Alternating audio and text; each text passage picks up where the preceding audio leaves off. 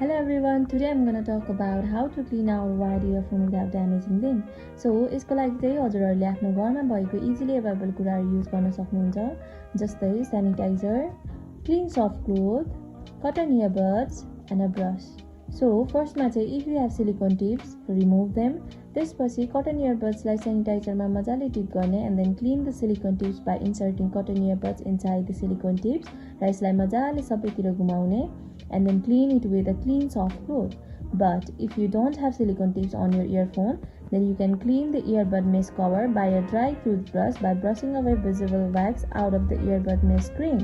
त्यसपछि मेश कभरलाई डिसइन्फेक्टेड बनाउन हामीले कटन इयरबड्सलाई सेनिटाइजरमा डिप गरेर हल्का मात्र मोइस्चर राख्ने, किनकि धेरै मोइस्चर भयो भने इयरफोनलाई ड्यामेज गर्न सक्छ र मेशमा भएको बाँकी रेसिड्युहरू हटाउने.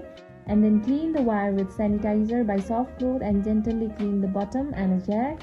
Now your earphone is neat and clean. So हामीले regular wise मा earphonesहरू once in a month सफा गर्नुपर्छ or more often if you use them on a warmer days or during a gym activities that cause your ears to sweat a lot. हामीले earphone नचलाएको खण्डमा यसलाई सुरक्षित तरिकाले bag or earphone केसमा यसरी राख्न सक्छौँ. Thank you for watching and follow us for more information. Bye bye.